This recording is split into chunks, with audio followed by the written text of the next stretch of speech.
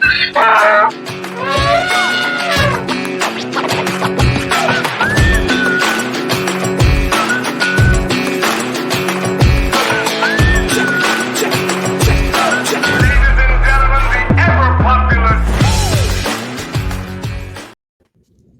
afternoon. I'm Mariana Mancuso, and welcome to another RAM Chat. I am so excited to have you guys with us. As you know, we are all about political reforms in terms of elections, and we're trying to do things better. So today's RAM Chat is with COO Eric Bronner and CEO Todd Connor of Veterans for Political Innovation to discuss their work and their ideas for voting reform. Leading today's chat will be RAM's Comms Director Mike Ongstead. But before I turn it over to Mike, I just want to say thank you, both Eric and Todd, for your service to our country and protecting our freedoms both at home and abroad. Mike, the show is yours. Thank you very much, Mariana, and thank you, Todd and Eric, for joining us. And we'll just start off with, give us the elevator pitch for Veterans for Political Innovation. What do you do? What drove you to that mission? Sure. So we are building a community nationwide of veterans and supporters from across the political spectrum, banding together on laser-focused action on election innovations to make our politics less toxic through healthy competition. That's what we're all about. That's great. That's great. And you find that, I mean, both of you served in the military, and you find that transition, from that kind of a mission, an active military mission, to this kind of political reform mission, you find that to be a rather easy transition, or was there some struggle in getting involved here?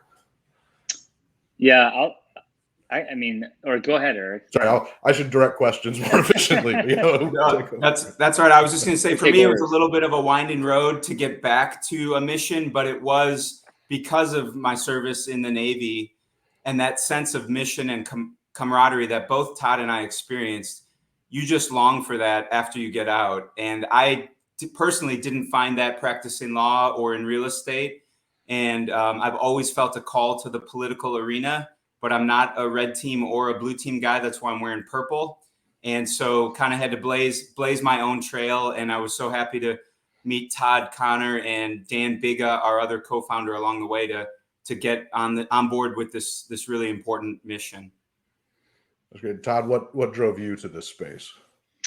Yeah, I think if you've served in the military, and I would even expand that to say, if you've done something of service, if you've been, a public school teacher, if you've been a police officer, if you've served in the Peace Corps, or have worked for the State Department, you understand that this country sort of, you understand a little bit about the machinery of how this country works.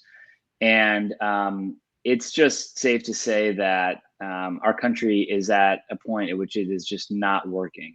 And, we all have our stories about how we've come to that point of exasperation or that point of clarity. But I just really decided after 2016, and not specific to Trump, I'd say, look, it's not about people, it's about indicators of a system that isn't working. The country just is not working. The political system is not working. Let me back up. The country is working. The people in this country are great. The people in this country know how to get things done. Our political system is a disservice to the people in this country. And having worked in systems that are healthy and then seen systems that are unhealthy, I think the instinct for veterans or people that have a desire to serve the country is like, where's the mission today in this country? And the mission is around restoring and fixing a political system that doesn't work. And I want to get into the specifics of why, because I think what we're up against is not that people think the system works. I think there's a consensus and people campaign on this idea that the system doesn't work. The question is, how do you actually fix it? And I think that's where it gets interesting. Yeah.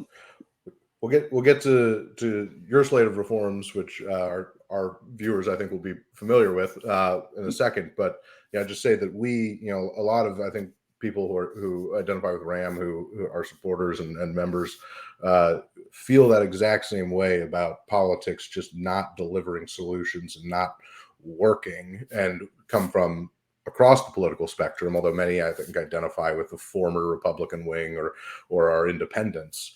but this sense that there are these massive problems facing our country, and you can go and you can talk to your neighbor and you can agree that there's a problem, but then you look up to Washington, D.C., and they're not even necessarily agreeing that the problem exists, let alone actually coming off their battle stations to solve any of those problems. Mm-hmm. So that kind of dysfunction obviously is driving a lot of what you're doing. So let's get to what are your proposals? What is it that you're driving for specifically? Or maybe actually it's better to start, what is the exact problem in our politics that you think needs to be solved? Yeah, I'll talk about the problem, and I'll go to Eric to lay out the solution. The problem is, I mean, I'll just be really specific. Partisan primaries. That's the problem. And we need to not, in the reform movement, talk in flowery language. We need to get really specific, because partisan primaries are the problem. If you look at bad behavior, if you look at pick your most loathed politician, they are there and they are flourishing and they are getting reelected in a closed partisan primary system, or even an open, a partisan primary system. So that's the incentive structure. Partisan primaries are low turnout event. Most districts in this country are gerrymandered. This is stuff that your audience probably understands. But I'm going to try to make this real simple. Most districts in this country are gerrymandered. Most states are either red or blue in a two-party system. And so it's the primary where you're picking the winner, not the general election. And the problem with that is that primaries, we just had a primary in Indiana, 6% of people vote in the primary. So you have a system that is picking people where very few people turn out, and then it's predetermined who's going to win the general election. So the general election isn't even a relevant event in most places, and that's what people don't understand in this country.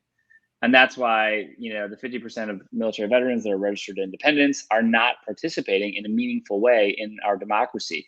So the problem is, it's a democracy in name only. I think it's less than 10% of voters in this country picked 83% of the Congress. And so it's not a democracy. Our elected officials are, let's talk about how we define elected, are not being chosen by the majority of their constituents to represent these districts. And so there's a lot. So then the question is like, well, there's other problems. There's money in politics. People want to talk about term limits. They want to talk about ballot access. They want to talk about election security. Our whole argument, and this is just where I had, an aha moment reading The Politics Industry, which is a great book, recommended to your audience. Absolutely. Is unless you address the incentive structure, you're never going to fix the problem. So unless you deal with the fact that people act like fools because they're trying to cater to a small primary audience of underinformed or at least highly engaged voters, but who do not represent statistically, they're just a very small number of people. Until you get rid of that, you're not going to get behavior change because the system doesn't allow for it. So then the question is, what's the solution? So Eric, you want to lay out the final thought? Let me jump in. We'll get right back to you, Eric, on that. Sure. Because a lot of what where this is a non-political discussion here, but Renew America Movement does do some political work as well against some of these really bad actors that we've identified. And a lot of what we talk about is some of these people, the only way to beat them is in a primary. And the only way to do that maybe is this massive public outreach campaign to get independents and Democrats to actually register with a party they don't identify with in some of these states. I mean, I'm thankful I'm in Virginia. I can vote in any primary I choose, but to try and get people to actually change their voter identity with the state in order to have a say, because they're in a district, to your point, that's going to go 40 points in favor of whichever party it leans towards. So, that is a structural problem. It's because you can get some crossover vote. And in fact, I think statistically we saw that there was, I think about 40 to 50,000 crossover votes in the Georgia Secretary of State election, primary election recently, for example. But that's still a small percentage of the overall vote. And it's unclear if that is enough to change things because of how difficult it is. So Eric, to you, what do we do about that? How do we make this easier? Open primaries. We need open combined primaries everywhere. There is no reason why the government and my taxpayer dollars should be spent on a partisan primary election. As an independent voter, I'm one of close to 50% of veterans who don't identify with either party. And like you, Mike, I live in Missouri. It's better than most states. I can choose either ballot in the primary, but that's not my preference. My preference is I want to vote for the person. I want to vote for the candidate, the best candidate, regardless of party. And that's what an open combined primary allows you to do. So that I'm more passionate about open primaries than anything else. That by itself, though, is not enough. Ranked choice voting by itself is not enough. You have to combine the two, and you have to let 4 or 5 candidates go to the general election, regardless of party, and use an instant runoff voting, which is powered by a ranked choice ballot. That's what we're proposing, final 5 voting in states across the country. Yeah, and frequent viewers of Ram Chats will be well aware of those systems. We've had many a conversation about them. But yeah, the open primaries followed by ranked choice voting, I think, is pretty essential. One thing we talk about a lot is that those combined systems reducing the need or the impulse to cater to the most extreme part of the political bases. Yes. So I think that's fantastic. You guys have a chapter in Alaska. Right? Alaska recently enacted actually this system of voting. I think it's the only state that has it for all of its elections at this point. For state and federal, yes. Alaska adopted top 4 open primaries. We're very excited to see it be used for the first time this summer. And then there's ballot amendments pending in Missouri and in Nevada for final 5 or final 4 voting. That's great. I recently did one of these chats with Dr. Sandra Cosgrove of Vote Nevada. We talked a lot about this. One thing I'm just curious to get y'all's experience with it, since you work in a lot of different states, is I think 27 is what you list as the number of states you have chapters in. You start to work on these reforms, and one thing you kind of run into really quickly is that you need to reform the way that you do reforms, because you run into some of these states where ballot initiatives aren't even constitutionally allowed, or where a governor can just override a ballot initiative and not put it on the ballot. So have you run into that problem as well? We have, only half of our states have the ballot initiative process, but there's a great example. Wisconsin has legislation pending for final 5 voting for Congress only. It's supported by 2 outstanding veterans in Congress, Congressman Mike Gallagher from Green Bay and Congresswoman Chrissy Houlihan from Pennsylvania. Different sides of the political spectrum. They both said in the foreword to the politics industry, they said, our system is designed to tear us apart, and it doesn't have to be this way.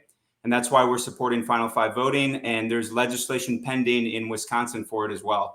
That's great. So that gets me to actually a heart of a question I have for you guys.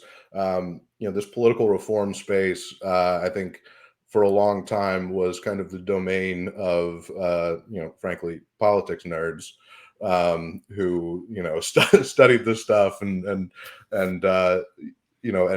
butt their heads against the wall because it's just not particularly sexy. I think it's really cool, but it's not particularly sexy. So what is it that you thought you could bring the veteran community to bear on this problem? What is the specific kind of qualities that you think make this a natural fit? Yeah. Veterans are still uniquely trusted in this country. People listen to them. They exist in all communities. They're sort of a thin layer spread out across this country. And so veterans are you're right, Mike. The theory, what I believe the movement lacks is the right messengers. We make it too complicated. We talk about it in general terms, but not specific terms. You have to operate on a basis that people can actually become smart.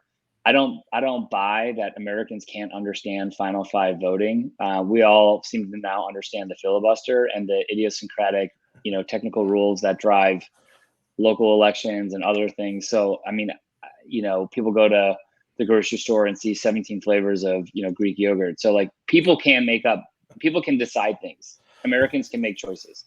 They can look at 5 names on the ballot and have a point of view about who they are and why they like them or don't like them. It's the political industry that tells us that voters aren't smart.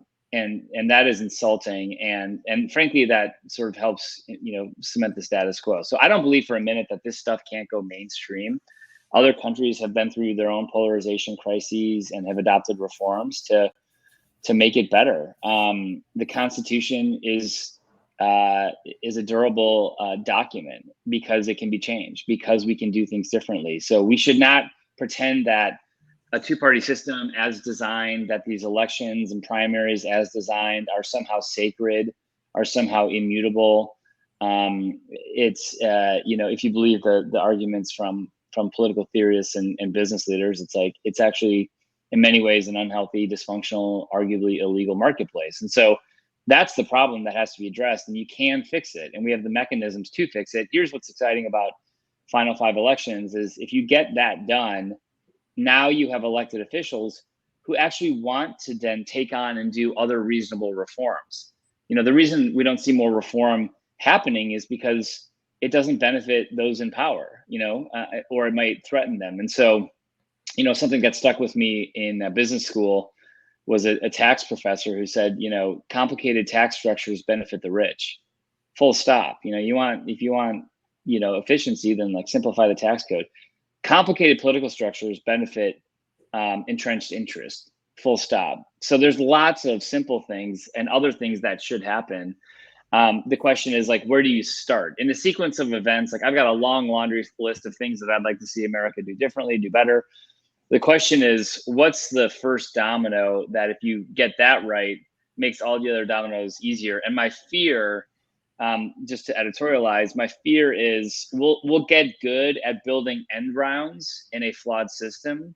Let's figure out how to explain to people to switch and vote in the other party's primary, or let's figure out how to back candidates that are less offensive. But that's still this philosophy of let's get better at operating in a flawed system.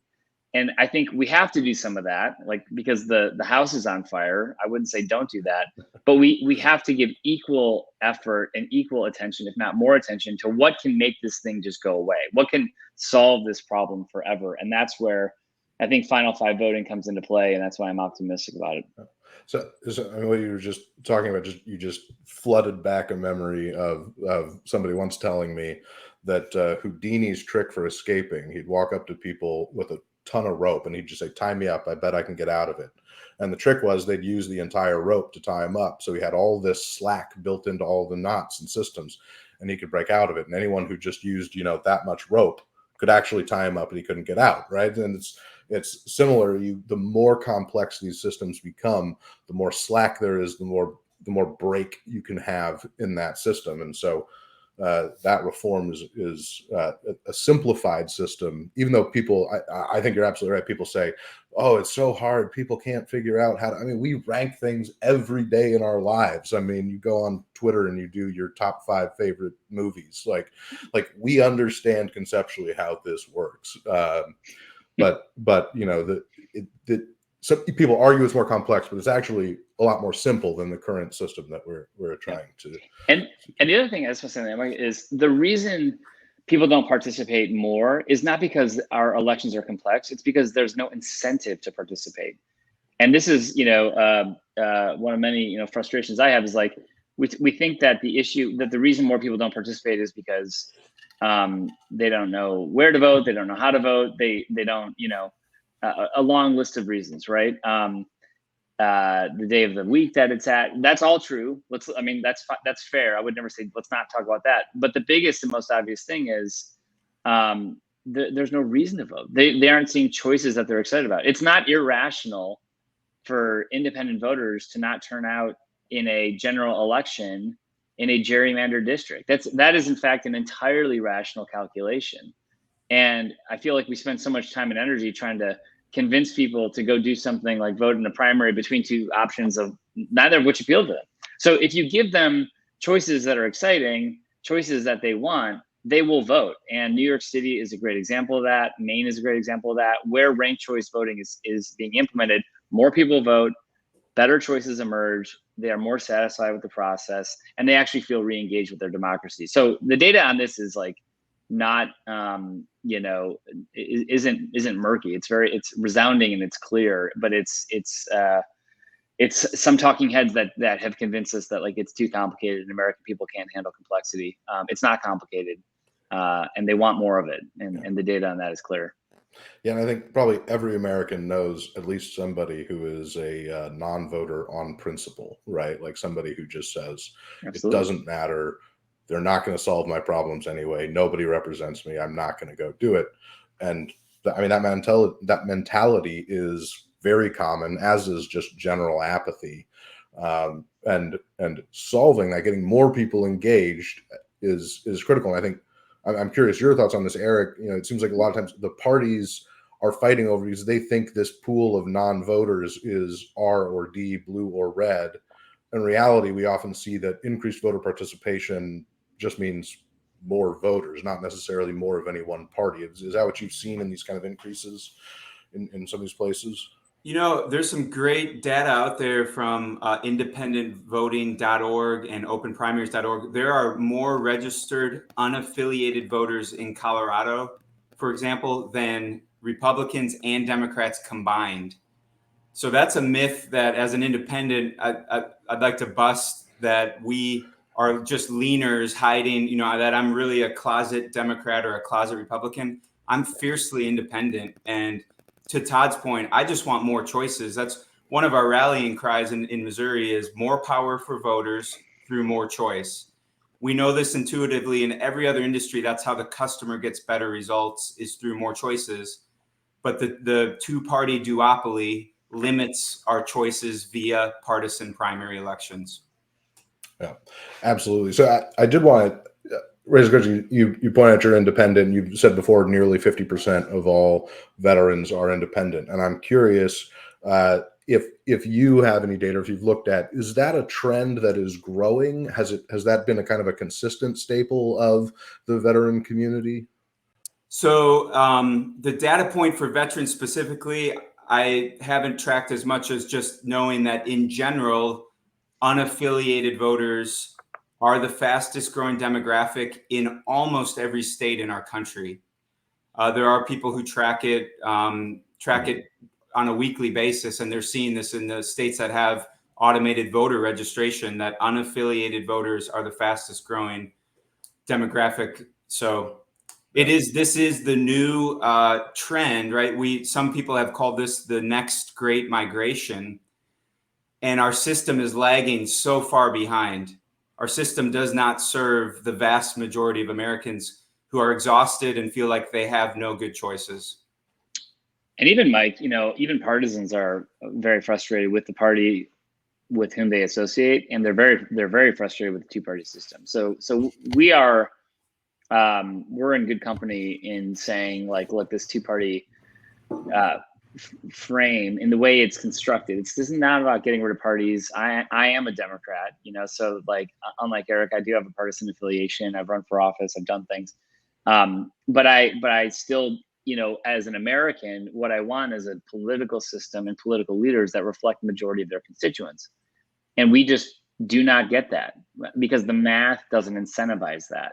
You know, when we get it, it's in spite of the system, not because of it. And as Americans who are on the frontier of innovation, and, you know, we do all of our banking electronically, and, you know, I mean, we're, you know, autonomous vehicles are coming out. This notion that we somehow have to revert in a political system back to something that, you know, like in a nostalgic sense might have worked at some point, but is not working today. The idea that this country of innovators would settle for that is just absurd. And so we have to stop telling ourselves a story that this system is like somehow sacred, that it is somehow off limits for discussion about, is it working? Because it's not working, and we all know it's not working.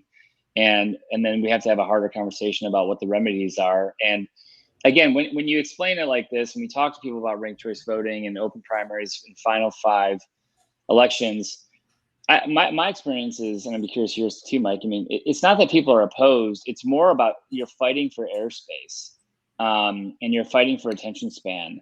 And neither party wants to sort of allocate attention span to this conversation specifically. They have their own versions of what reform looks like. It's either drain the swamp, or it's sort of exclusively focused on ballot access, you know, extending early voting, extending ways of voting, which I support, by the way. But that doesn't speak to incentives. That doesn't speak to incentives. And like, what is a healthy, thriving democracy? It's more people voting, their preferences being expressed, and elected officials doing things that are commensurate with the majority of the people that they represent. And like, that shouldn't be aspirational. This country in the 1950s had a different crisis in which our political parties were undifferentiated. And this was Eisenhower commissioned a study to say why, people that actually don't know the difference between Republicans and Democrats. It's just one big kind of political cabal and everyone gets along. We might feel nostalgic for a day like that, that is no longer the case. But what we're seeking here isn't about flipping seats. It's not even about appealing to moderates. I mean, it is about independents not having voice. That is a problem, but this isn't about how do you move states from blue to red. It's about how do you have states reflect the politics of the people that live there. And I think that's the conversation that we need to be having more often, and honestly, and then get to a deeper level of understanding of like, it's not enough to say, yeah, we kind of support it, or present false solutions. That's the biggest thing that scares me, is that we're going to lock on alternative solutions. And too often we hear, yeah, I like that, but like, honestly, we have to stay focused on the next election because the stakes are so high. And it's like, after you've been around a minute and you've been through your sixth cycle, you're like, I'm kind of tired of that answer. Like, I get it, I'm here for it, but like, what else, And so we have to challenge donors and political institutions to say, it's not enough just to sort of be putting out fires in the context of a 2-year cycle, but like, what's the path out? And here's the last optimistic note. I think the people and parties and candidates that present the path out are going to find success. That this can go mainstream. And I think when that begins to happen, it's going to send shockwaves throughout the political system. And that's what ought to happen. That's healthy. We expect that. We disrupt industries all the time. That's why America's great. It's because we do that. Yeah. To your point about incentive structures, neither party is incentivized to open up competition against themselves, right? I mean, they're spending half their time trying to eliminate the competition of the one other party that is challenging them. So getting them on board for these kinds of reforms actually proves quite difficult. And especially, in the case of like gerrymandering reform, you see it's incredibly popular with people when you talk to them, with voters. But so the parties can't say like, no, we don't want that. They have to find reasons just to not do it, or to do it in a way that they still can try and manipulate. But I think you make a great point that eventually someone's going to realize that there is a path for them to succeed through these types of reforms. And that's going to hopefully be kind of a watershed moment. But I think both parties are afraid of having to compete in this new way, not sure exactly how it will work.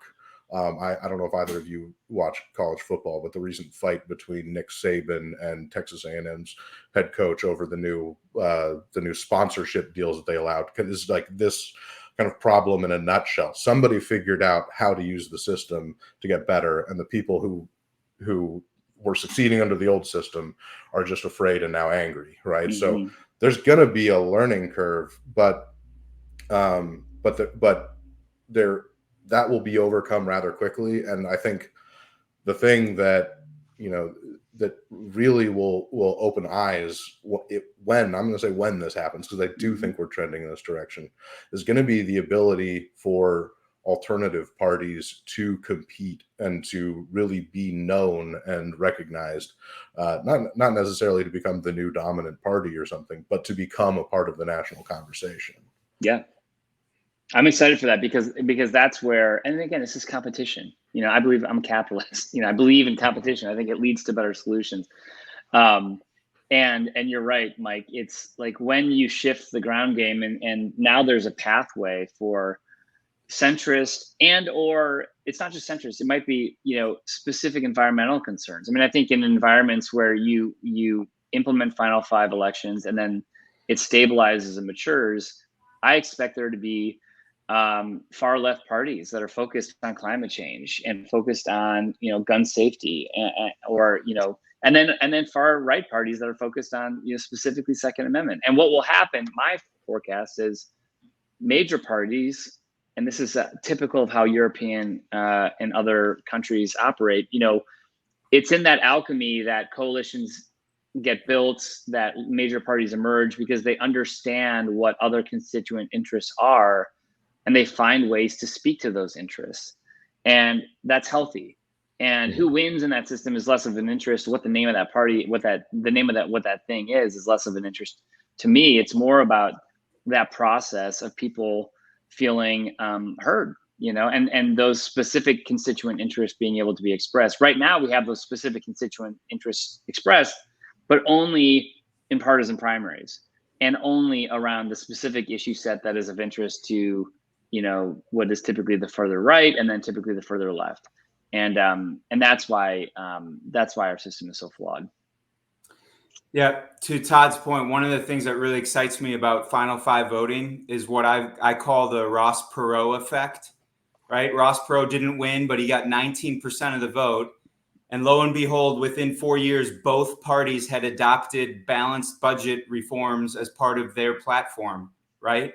Because he had such a big impact in bringing an issue that many Americans were concerned about to the public spotlight. And Final Five voting will incentivize different candidates with different voices, problem solvers, to bring attention to issues that just are not being adequately addressed today.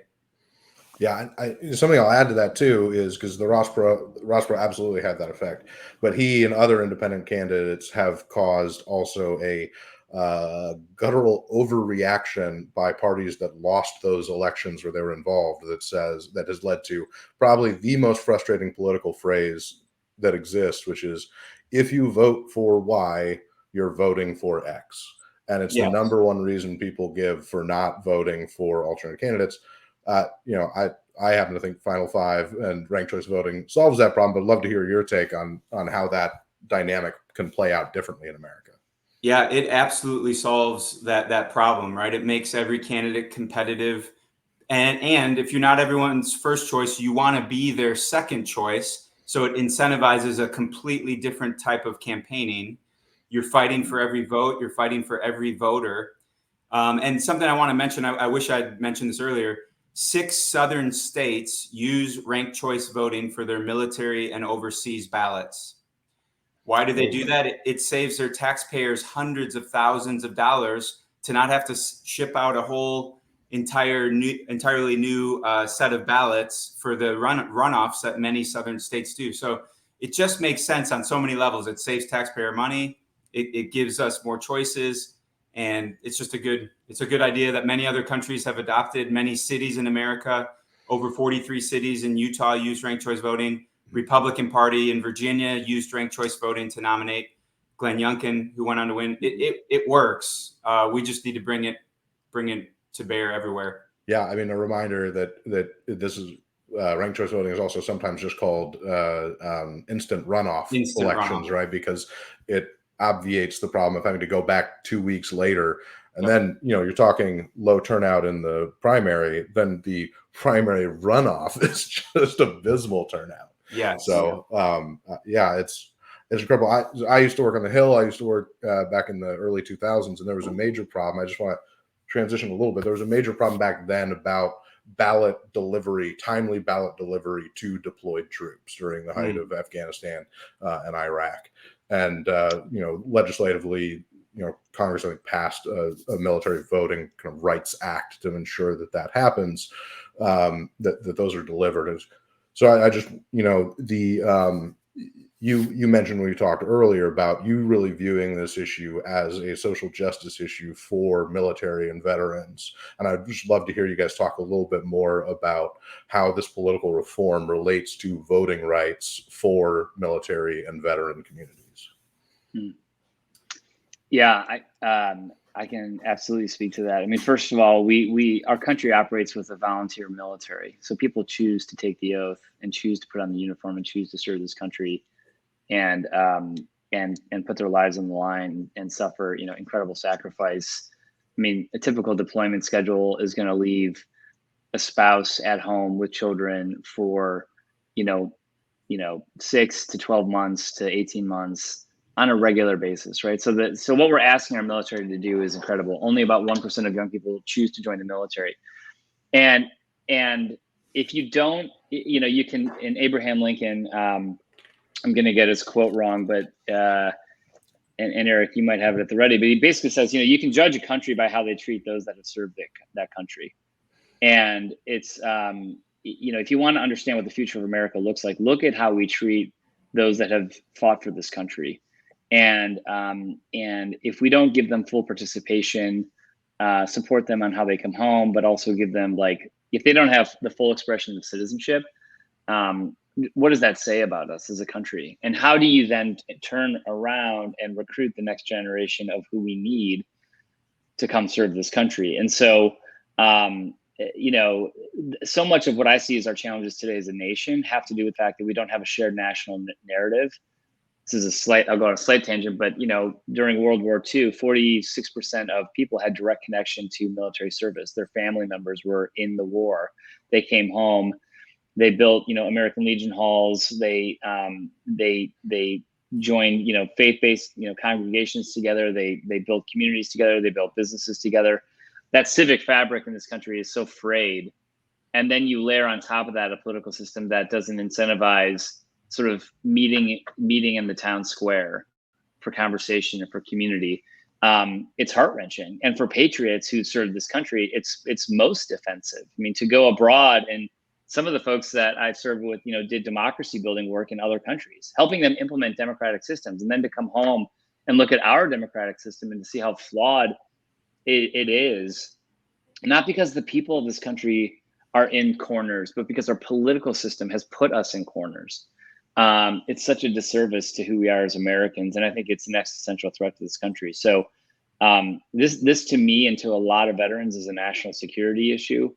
They are looking at how do we leverage whatever trust we've accrued, not to be partisan actors. And this is important in the military. Folks join the military because they want to serve the country. They don't actually want to be partisan actors, but they do understand that they need to be political actors. And there's a fine but very bright line with that. And so, you can't be a patriot who's worried about national security and not look at our country today and say, look, this political system is really the thing. This is the fight of our generation. This is the thing that is making us weak. And by the way, it's the thing that also makes us vulnerable. I don't think in a healthy political environment, Russia attacks Ukraine, because I think there's a hedge that the United States can't get its stuff together to have a unified response.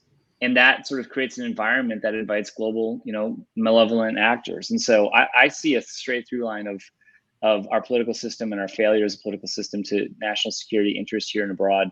And I think a lot of military veterans do as well. So we can fix this. I go back to that. Veterans are ultimately problem solvers. I've been through you bang your head against the wall enough times. And I think as a military veteran, you get back to okay, I'm tired of being outraged. What's the actual solution? And I can't tell you how many books I read after 2016, before 2016 too, to say okay, yeah, there's all these kind of indicators, but are they lagging? Is it correlation or is it causation? And you gotta put on your thinking cap, which I think the three of us have done, and most people listening to this have done, to say, okay, but what's really, what's the thing that if you change it, sort of shifts the battle space for everything else that follows? And that's where I think open primaries and ranked choice voting, to me, I just became intellectually convicted that those are really the things that can do that.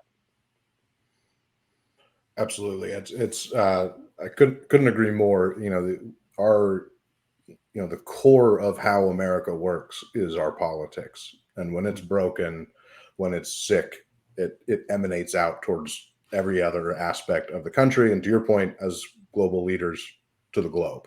I think there's so much potential for electoral reform to change a lot and to strengthen and make our politics more resilient, even against things like foreign election interference, which we've seen numerous times now. It just helps mitigate the impacts of that. So I love the fact that you view this as an extension of your service. And I hope that more veterans agree with you on that aspect. Politics, although we often think of politicians as self-serving, politics is itself a form of service to the country when done right. And so I just want to commend you for what you're doing. Also, just want to give you quick wrap ups. I know we're running out of time, but people who are watching who want to be a part of what you're doing, where do they go? What do they do? Yeah, please go to Veterans for Political Innovation. It's a mouthful. veteransforpoliticalinnovation.org or v-pi.org to go to our website. Join us as a supporter. If you're not a veteran, we still want you to be a part of our community. Help us build this grassroots movement around the country. Our most active states, if you happen to live in Wisconsin, Missouri, or Nevada, those are the states that are moving forward with Final 5 or Final 4 voting right now. And we could use your support to join the movement and get this across the finish line. That's great. Well, I'd encourage everyone to check it out, get involved if you can. We are hand in hand on this issue. It's time to reform our politics. Just because it's been done a certain way since the 1700s doesn't mean it needs to continue happening that way. So thank you so much, Todd and Eric, for joining us today, for telling us more about what you are doing. I want to welcome back in Mary Anna Mancuso to wrap us up. Thank you, Mike. Thank you, Mike. Thank you, Mariana. Thank you so much, guys. And Todd, I saw earlier you pulled out Catherine Gell's For the Politics Industry. I read it last year and it was fantastic. If you're looking for a place to start on political reform and election reform, after you go to the Veterans for Political Innovations website, please check out her book. It was absolutely amazing. Thank you guys so much for joining us. To everyone who tuned in, thank you. If you've enjoyed this conversation, this is the absolute plug that I'm going to tell you to share with your friends, family, far and wide. Make sure you just hit the share button on that. And then in the meantime, to stay up to date with everything Renew America movement is doing and how to tune in for our next Ram Chat, you can follow us on Twitter at Renew America and be sure to subscribe to our YouTube channel. You'll be able to check out past Ram Chats. And as always, have a fantastic week. We'll chat soon.